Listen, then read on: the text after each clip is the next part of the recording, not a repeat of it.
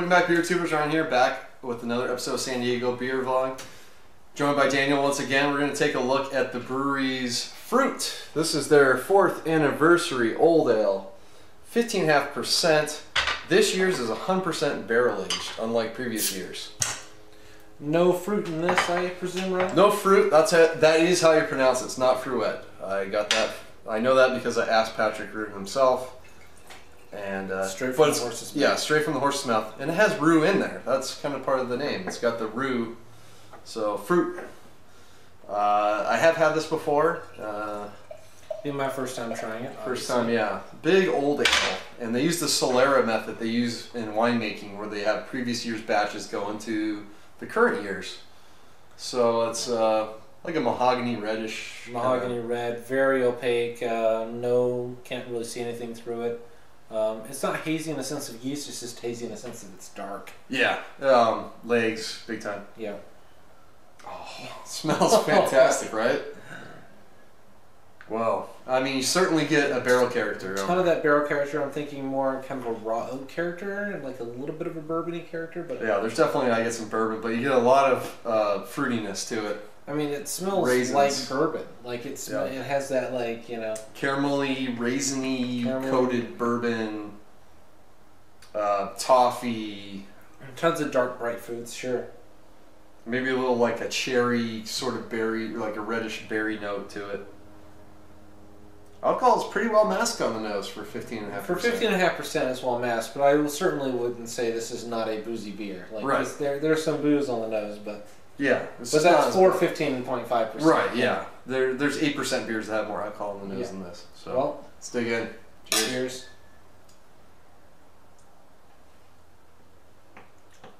Low carbonation, really smooth. No real burn. A little bit of an alcohol burn. Yeah, not a lot. No. Lots of caramel, lots of that raisin, lots of the dark fruit. Almost like a raisin cake, like a fruit cake sort of thing. Yeah. Like it's a fruit cake beer, you know. Yeah, it's got a lot of that sweet breadiness, sweet caramel. It's got that. I think it's a perfect example of like bourbon sugar coated raisins. Oh yeah. You got like that brown sugary character to it. Yeah. It's a sweet beer. I don't think it's too cloying. I think there's enough alcohol to kind of balance out the sweetness. Yeah. Yeah. No. That's really nice. Definitely, like, keep in mind this is 15.5%. Probably want to split a bottle, 2, 3, 4 ways. I think that might get a little cloying towards the end of the bottle. It might. I mean, even at this much, I'm already starting to feel a little bit like, okay, that's a little sweet. Yeah, it's definitely a big beer. As I drink more, I get a little bit of like a leathery note that you get in some old ales. It's kind of got that buried within. There's certainly some vanilla in there from the barrels. Some oak tannins. I think there's less tannins on the flavor than the nose. And I'm really just getting like kind of the alcohol, sweetness, those, you know, rum-soaked raisins, fruit characters, a tiny bit of a dark chocolate maybe, vanilla. Yeah, a little chocolate. All those things he said. I still really complex. Like, yeah, definitely. I get some of that cherry sort of berry note in there as well. Probably a little bit of that oxidation occurring in the barrels, producing that character. Yeah, definitely. I think it's fantastic beer. I've done this side by side with 100% barrel aged cotton, the 2nd anniversary. Did them side by side, and I thought this was the clear winner. This is the first time they actually released this to the public, 100% barrel aged. So they're at that capacity to be able to do that these days. Yeah, you really get that barrel character. I mean, it really, I haven't had the previous versions of this beer, but I would imagine it really adds something here. It really gives it that tannic, that oaky quality, that woodsiness, that, it's a great beer. Yeah, there's like an earthiness there that's probably coming from the wood.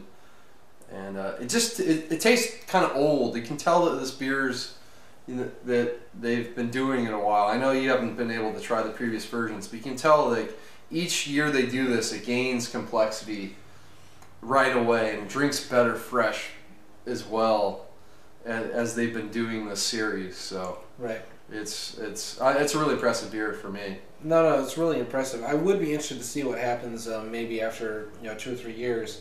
Sugar kind of fades out of this a little bit. It'll probably drop some of that sweetness. Cut some of that sweetness. That would kind of be the one ding I'd say to this is that it is really sweet right now. That's really the only reason I'd say, you know, you really probably want to split a bottle. Yeah.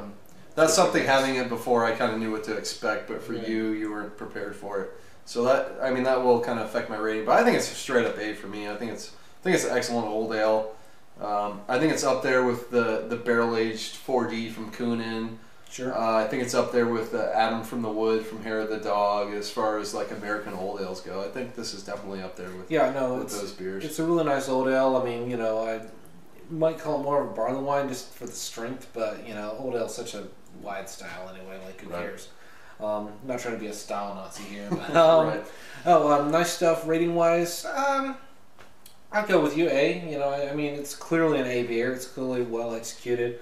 I have my issues with it, but my issues with it don't really affect my rating for it. You know, it's just It's a good small quantity sipping type of beer. Yeah, I'd like to see this aged a while. Like, that would be my I would want to sit in a bottle for at least 2 years. Yeah. And, you know, Oh yeah. That's where the rest of my bottles are gonna be aged for probably about that long. So, all right, it's gonna wrap it up. Thanks, Dan, for joining me.